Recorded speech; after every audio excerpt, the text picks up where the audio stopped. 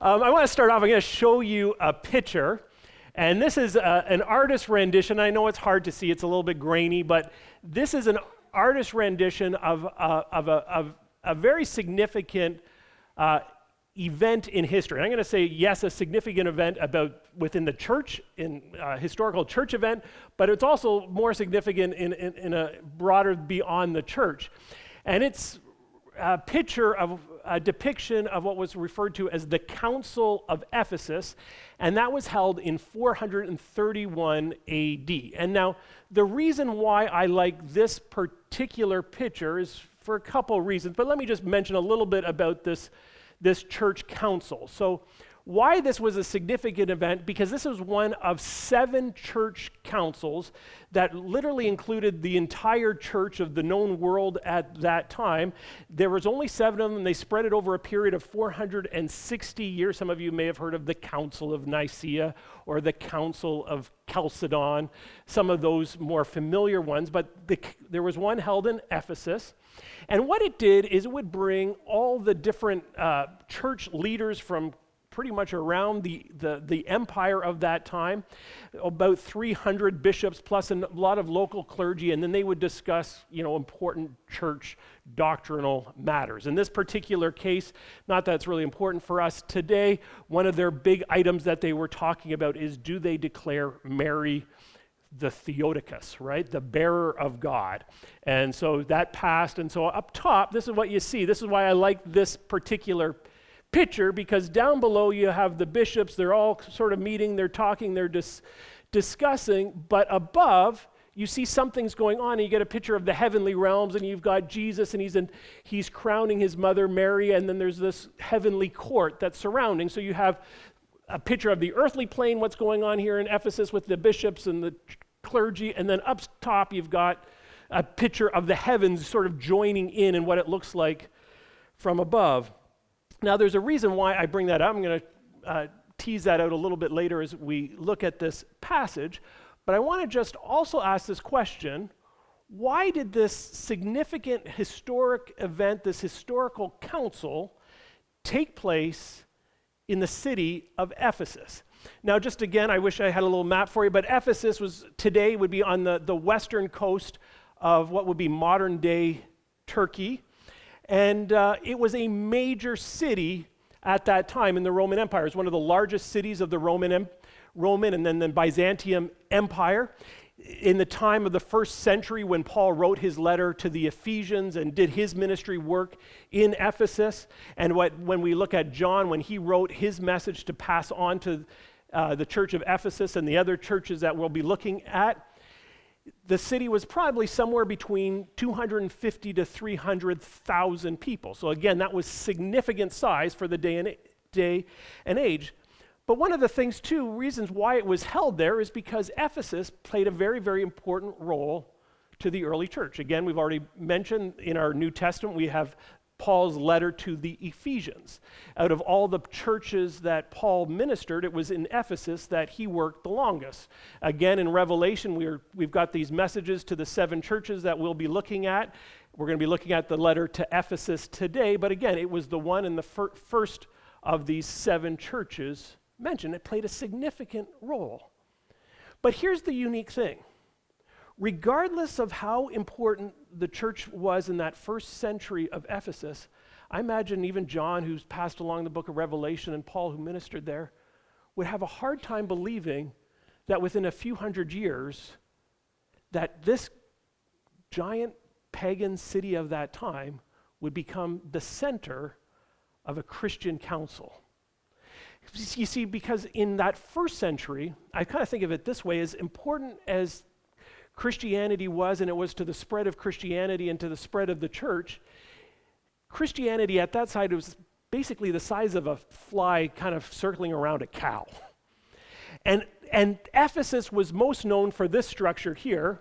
This was the temple of Artemis. Artemis was the chief god of the city of Ephesus. And in fact, her temple was one of the largest temples of the ancient world. It was considered one of the 7 wonders at that time. So even if you remember the book of Acts, Paul created such a stir that he started a riot because people were paying attention and the people who were making idols of Artemis were losing money because of Paul's message. But this was the main center of this pagan cult. Also in Ephesus, there was a giant statue to Roma, the goddess of the Roman Empire in the city of Rome. It also had a great large temple to the cult of the Caesars for the emperor worship, right? It was a temple to Julius Caesar and then his descendants. And so in the midst of this key city, it was also a place that helped birth the church. But by the time that this council happened in 431, what's amazing, which was probably would even blow Paul's minds up, is that this city, this temple had basically been destroyed and gone into ruin and went out of service. The temple to the Roman emperor again went out of service, and it was a center for Christian thought, right?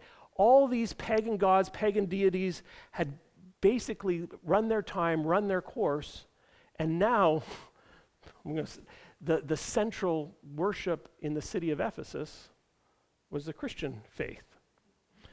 But here's the other thing that's unique about this time. If you were to think of where was the center of the church of Christianity for the first 1,000 years, it wasn't just in Ephesus. Probably the big center would be the city of Constantinople, which is now Istanbul, but would be modern-day Turkey.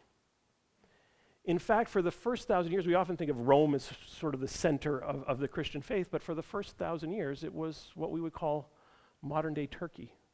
The big central city would have been Istanbul or Constantinople. At one point, that was called the city of 1,000 churches.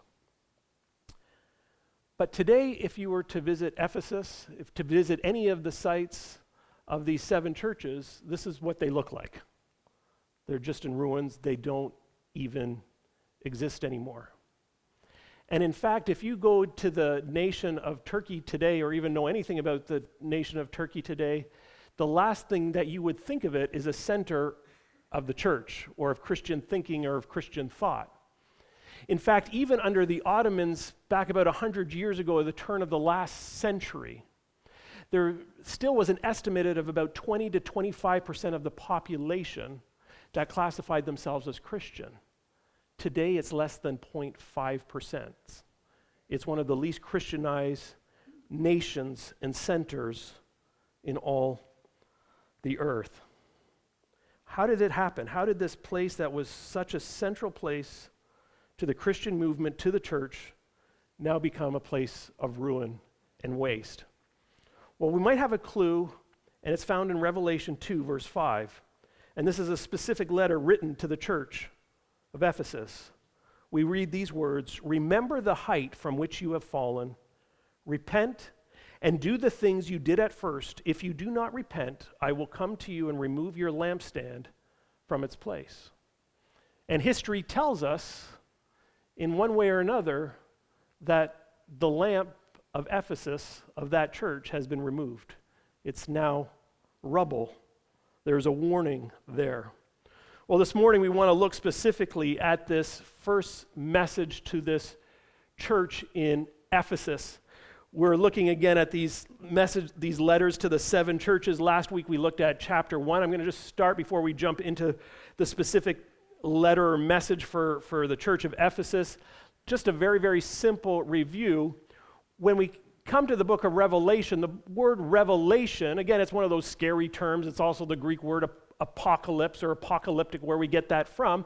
It just simply means to reveal or to uncover. Usually reveal or uncover something that was hidden. And what they choose to reveal and uncover for us is literally the unfolding of history. Both events, past, present, and future, but also part of what they are trying to unveil and reveal to us is this picture of history, not necessarily from our earthly perspective, but also from a heavenly perspective, seeing it from a different realm. Kind of like when we saw that picture, you have this council that's meeting, and it depicts it as here all the bishops meeting below, but there's something going on in the heavens above in the courtroom of God. But the most significant thing that we looked at and that was revealed, I think, in the book of Revelation, but especially in the first chapter, is the one who gives the message of revelation, and that's Jesus Christ. And the way that he is revealed to us in the opening chapter of this book and really throughout the book is, yes, he is the same Jesus that we meet in the Gospels. He's the same Jesus that was born to Mary and Joseph and born in Bethlehem. He was the same Jesus who did the ministry with his disciples for 3+ years. He's the same Jesus that died on the cross and rose again, but in another way, it's not the same Jesus. Because the way he is depicted in the book of Revelation is Jesus with all of his glory, with all of his divinity, with all of his awesome splendor. Right? There's this holiness, this divine aspect that just blows you away. Saying that this Jesus, there's no one who has more authority, no one has more prestige. And so these are personal notes. This is a personal message from him, so pay attention. And it starts off with this first specific message to the church in Ephesus. Now, what I want to do is we look through this first message to this church in Ephesus. I also want to use this as a template to help us understand the other churches that he writes to. Each message that he has follows pretty much the same template. And the way that I like to think of these messages is to think of them as everybody's favorite thing in the world as report cards. Everybody loves a good report card, right? Report cards are, again, what teachers give their students that we're supposed to give to the parents, and the parents will sign off to make sure that they've known and seen it and looked at it, to say, this is what your student is doing well, this is where they're getting passing grades, and if they were like me, this is where they need to pick up the slack and do some more work. So each of these churches have specific messages, and these are the different elements that are often found. The first of all, they start out with a greeting to the angel of the church of such and such, write these words. Then we're told who it's from, and it gives a description, a reminder that these are personal message from Jesus Christ himself, and the way they are revealed is often describing Jesus in part of the way that he was described in chapter 1 in his awesome glory and splendor, using an element for them to pay attention to. Then there's this, what I'm going to call it the Santa Claus aspect which is the scary aspect of the letter, where, Santa Claus, he knows when you're sleeping, he knows when you're awake, he knows if you've been bad or good, so be good for goodness sake, or however that song goes. It's this portion of the scripture says, I know you. It's kind of like the shower that we sign where the youth are saying, I'm watching you. It's kind of creepy, but it's this idea that God is saying, I know what you're doing. I know these things about you. And then usually they give positives about the person or about the church, as well as where they need to correct. What are their passing grades, where they need to put some more work. Then there is this, finally after that, there is a challenge. Each one has this refrain, he who has ears, let him hear. Again, pay attention to what I'm sharing here. And then lastly, they end with a promise, usually a future promise to the person who overcomes will actually be allowed presence with the one who gives these messages, with Jesus himself. The way that I summarize these report cards, something like this, it's Jesus' way of personally telling these churches, hey church, here's what you're doing right. Here's what you need to fix. Now that you know this, what are you going to do about it? Right? Here's what you're doing well. Here's what you need to work on. But now that you have this information, what are you going to do about it? Okay? So these are very, very practical and insightful messages. So now let's jump in and look at the specifics of this message to the church in Ephesus. And you'll notice right off at the get-go, we start off with a bit of a problem. It's hard for us to get our brains around. But it begins this way, and every of these 7 messages begins this way: to the angel of the church in Ephesus, write. Oftentimes we think of these as the 7 letters to the 7 churches, or the 7 messages to the 7 churches, but that's not actually 100% correct. We're told that these messages were to the angel of the church. Even our series were called To the Messenger of, not To the Church of. We did that on intention. So what does it mean? How do you write to an angel of a church? Anybody know how to do that? If you do, you can explain it to me, because I really don't know. Here's a couple little clues. So at the very, very last verse of chapter 1, we get this little hint. It says, the mystery of the 7 stars that you saw in the right hand and of the 7 golden lampstands is this: the 7 stars are the angels of the 7 churches, and the 7 lampstands are the 7 churches.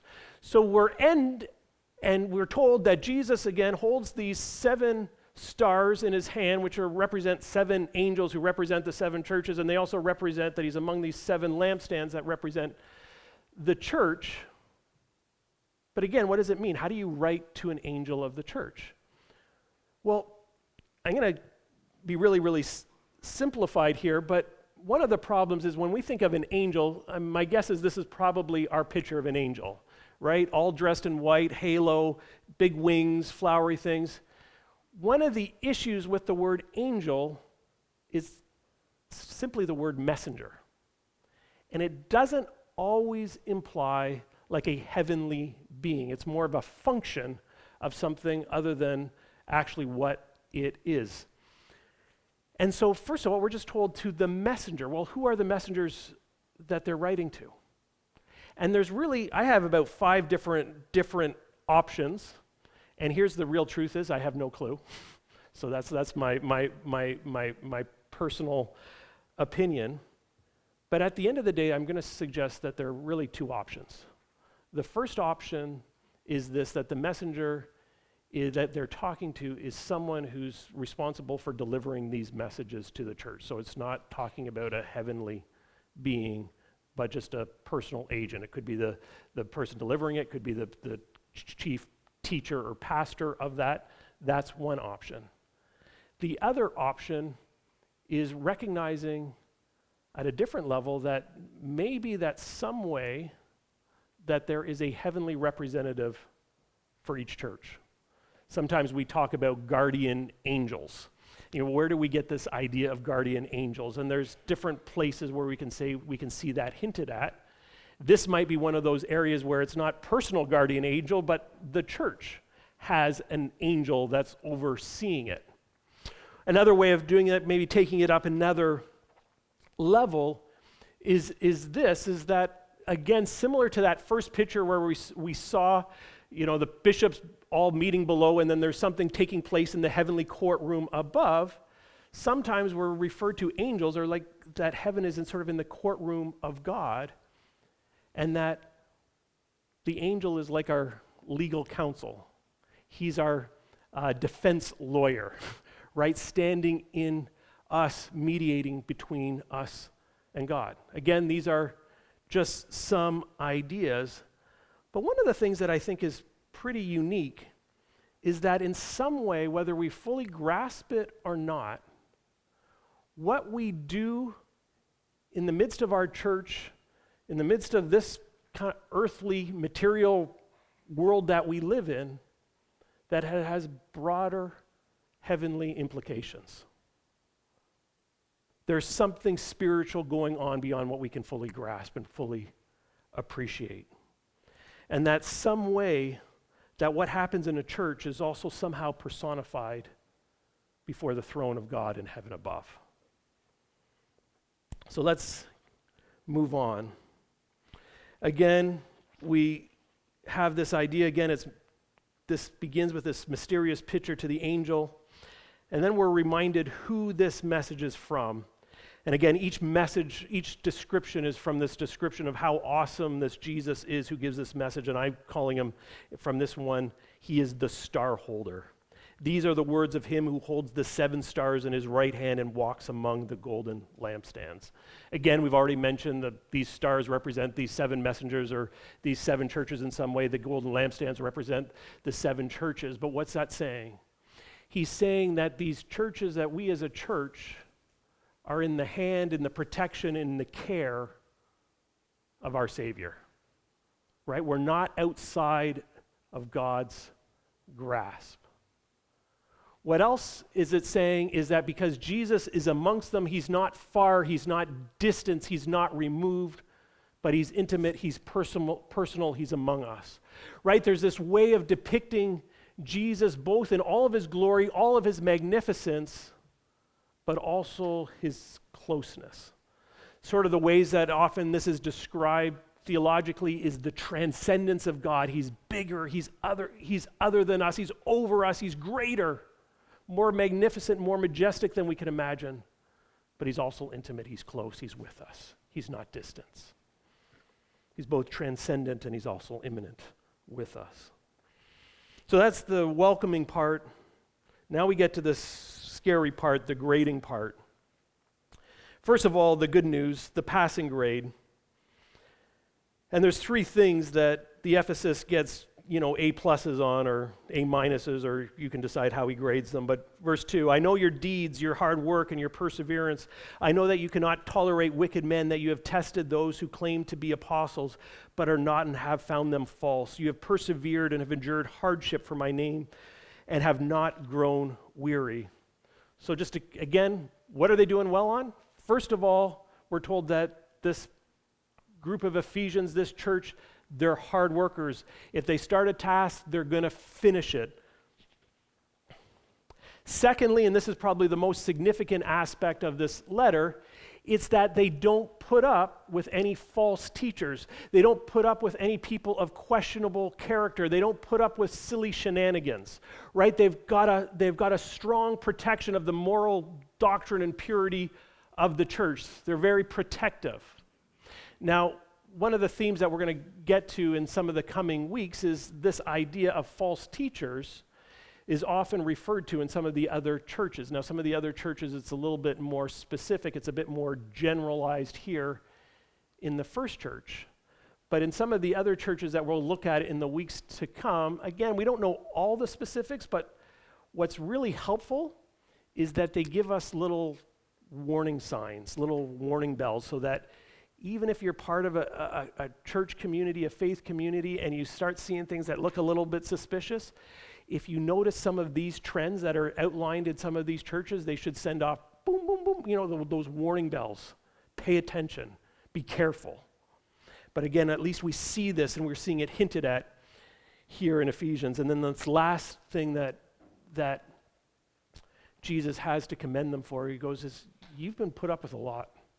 Right? You've had to face a lot of hardships, and you've stuck through it, regardless of the oppression that's come your way. And if we think that might be tough in our day, just imagine living in a city with a giant temple to the goddess Artemis, or this giant temple to worshiping an emperor. Right? Try to be the new religion on the block that denies all those things and says those are phony and unreal gods. Right? They had to put up with a lot. So that's the good news. But then there's some bad news as well. This is where they get the D minus, I think. Verse 4. Yet I hold this against you. You have forsaken your first love. Remember the height from which you have fallen. Repent and do the things you did at first. If you do not repent, I will come to you and I'll remove your lampstands from its place. And then it just gives us one other reminder what it has in its favor. But you have this in your favor. You also hate the practice of the Nicolaitans, which I also hate. Just a little aside, a little bit later, one of the other churches, the church of Pergamum, they tolerate the Nicolaitans. I have no idea what the Nicolaitans are, but every time I read of it, I think of the Nickelodeons. And I think of like bad children's television. I had kids, when they were young, that was like in the Dora heyday and Diego, so I am also very much against the Nickelodeons, so they just want to get you though. But there's 2 things that seem to be suggestive of what he has against them. The first one is a little bit more curious, hard to fully know. It says, you have abandoned your first love. So what is that first love that they've abandoned? The second issue that seems to come out in that is that there is a strong pride within the Ephesian church, right? Consider how far you have, the height from which you have fallen, right? They see themselves on a high pinnacle. And then also this forsaking of their first love that they're doing, it's connected with something they did because they're told, you got to go back and do what you did at the beginning. So they're missing some sort of ingredient. Now again, we're not really sure what this first love is that they've fallen from, but there are two general ideas that are believed of what it's referring to. And I think one is more probable than the other.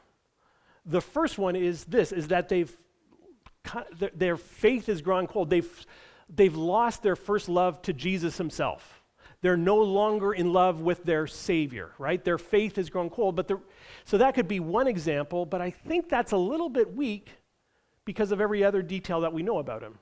We're told that they're strong against protecting the sort of the doctrine and the moral purity of their church. They're against false teachers. We're told that they're hard workers. We're told that they are able to put up with all sorts of hardships that are coming their way, all the oppression and opposition and persecution. So it doesn't sound like you would not love Jesus but still be able to put up with all that and do all that and be all that protective. The other idea is that they've actually forgot how to love and care for one another. They forgot how to be, right? In their pride, in their protectionism, they've actually become jerks. They haven't been practically helping and loving and reaching out and extending to the grace to those who need it.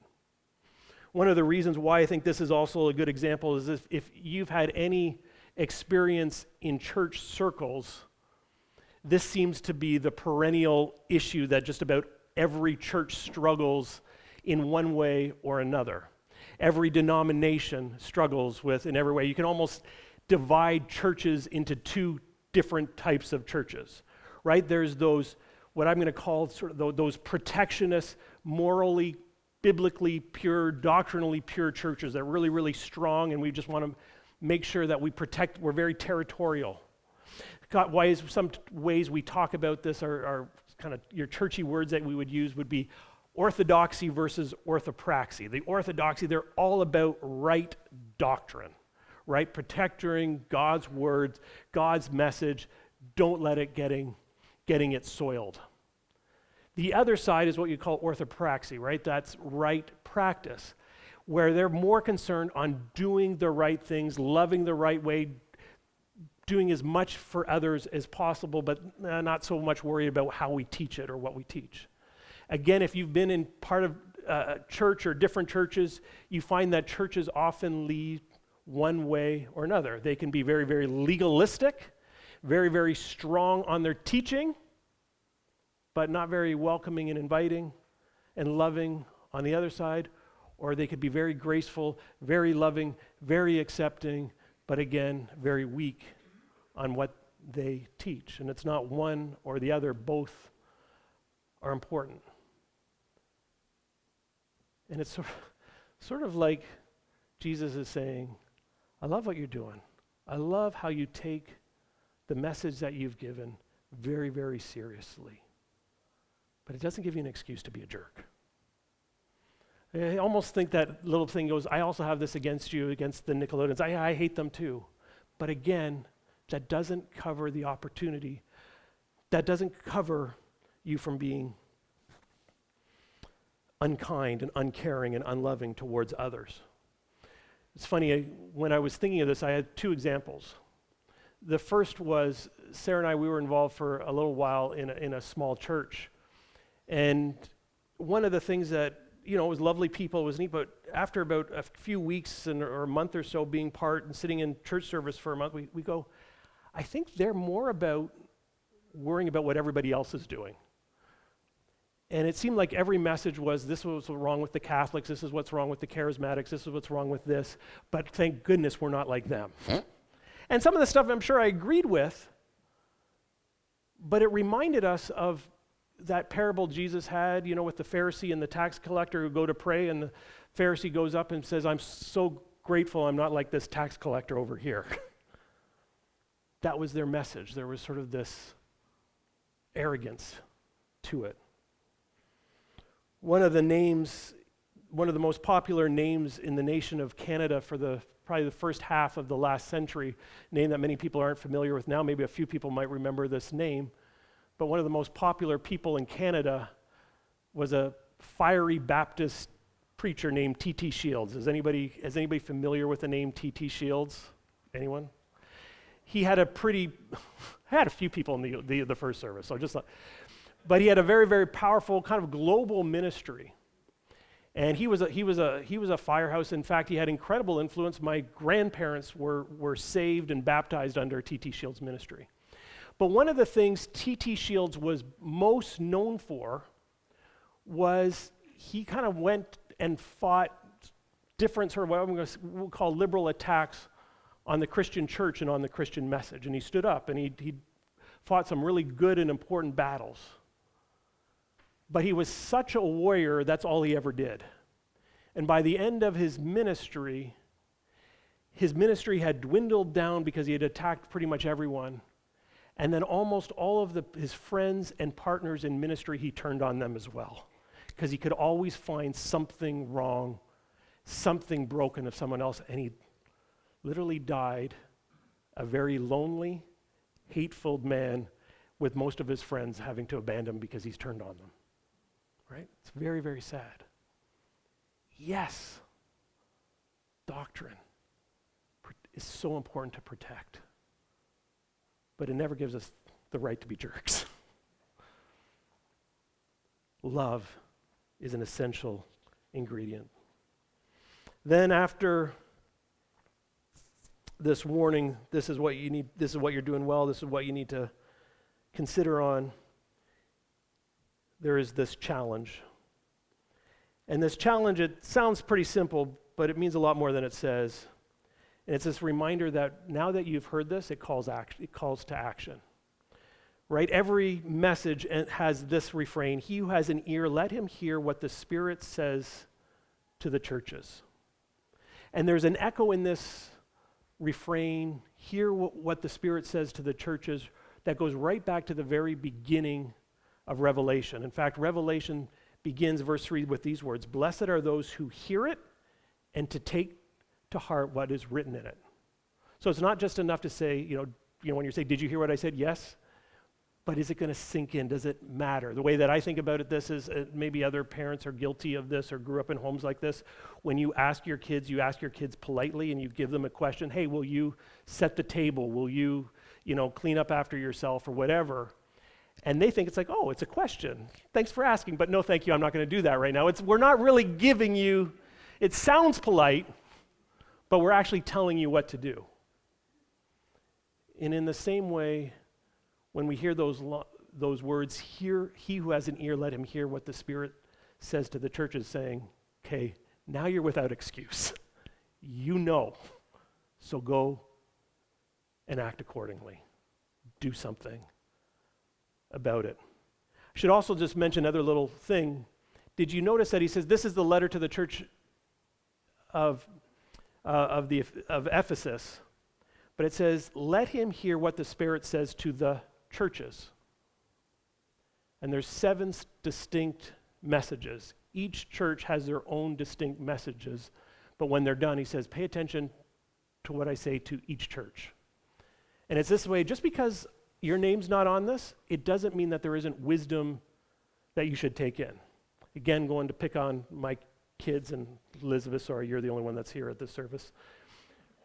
Right? If I scold Elizabeth or if I congratulate Elizabeth for something that she's done in our house, and Kendra or Jenna are close by, maybe that doesn't apply to them, but it should have them listen and go, okay, if she's not supposed to do that, maybe I shouldn't pull that same stunt, next week or when I get to her age, or maybe I should also do what she did because that's a good example, right? There's something and there's wisdom in each of these messages, regardless if it has your name on the title.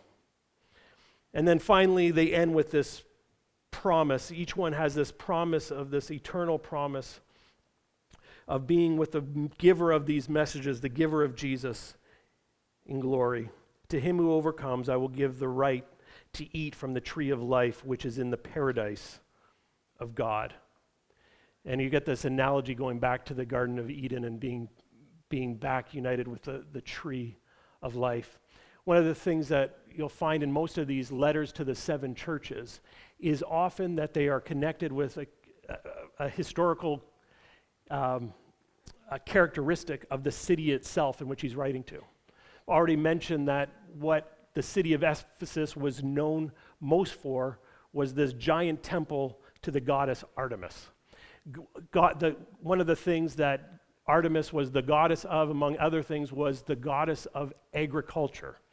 And so part of that temple complex, there was a kind of a sacred garden, a sacred shrine there. It had 4 sacred trees. Now here's kind of the neat thing. I was looking actually for a picture of that.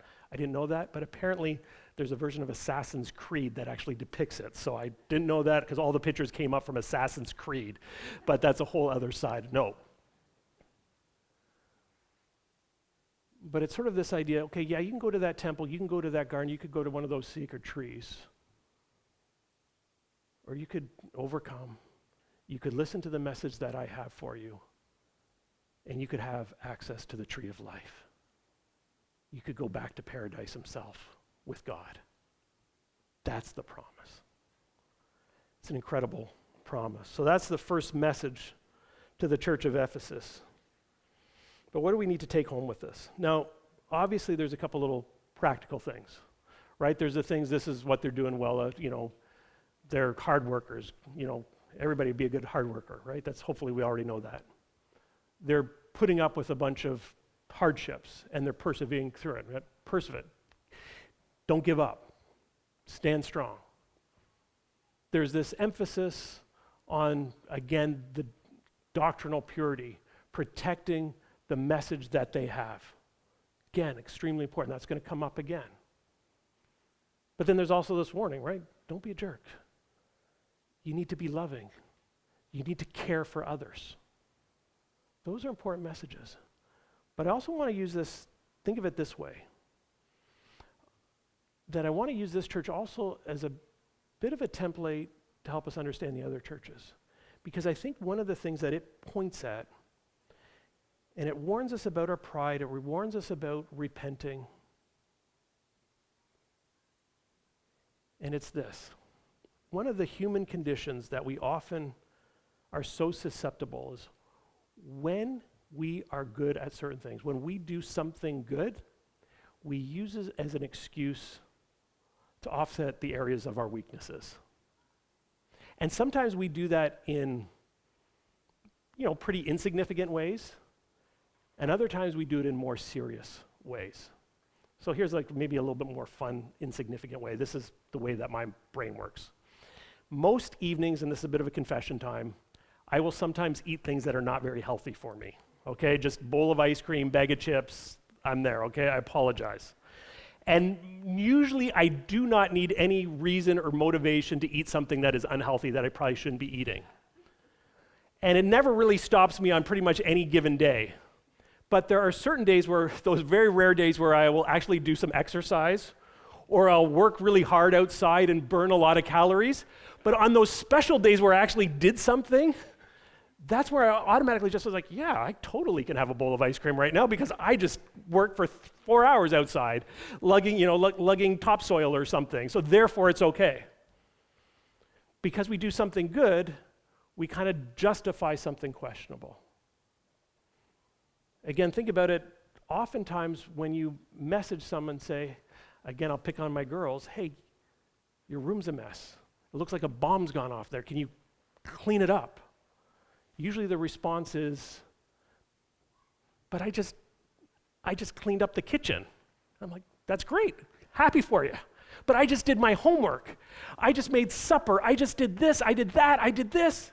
And those could all be wonderful, good, great things, but that has nothing to do with the fact that your room is a complete disaster. And very often, and if we're very honest, we each have areas in our lives that we know could use some help, could use some correction. And very often, we could even think, you're probably even thinking of that. I kind of think of it sort of in those military no-fly zones. You just don't go there. But we probably all have that. It's your mom, your dad, family member, sister, and somebody says that thing, and then everybody's face just goes right to the down. You're like, she went there? I don't, like nobody go. You just don't. We just all know nobody touches that thing. And very often we know what that thing is because soon as someone, even if it gets hinted at, we can think of 20 other things that justify why we can do it, right? You ask them about that relationship, you ask them about that habit, you ask them about that thing, and immediately all the defense mechanisms go up. But I do this, I do this, I do this, I do this, I do this. And one of the things that I think is Jesus is giving out these 7 personal messages. He's very quick to commend them. That's great. Way to go. But that has nothing to do with this area that I want to work on you with. That's what I want to work you on. It's funny, as I was thinking about this first one, I couldn't help but think of a well-known quote from the Dallas Cowboys coach from yesteryear, Tom Landry. And Tom Landry was asked, Tom Landry, what does it mean to be a coach?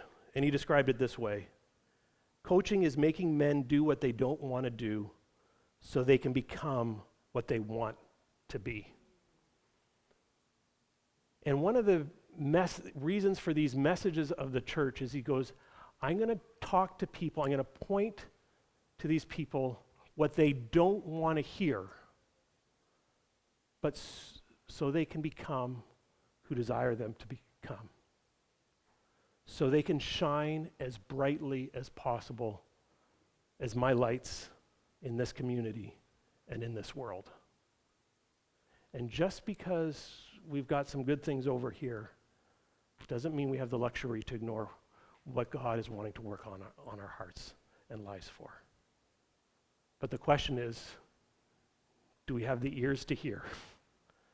Are we willing to hear and to act on what we may not want to hear? But it's done in a way in order that we can become and shine the way Jesus calls us to shine. Call the worship team to close us off.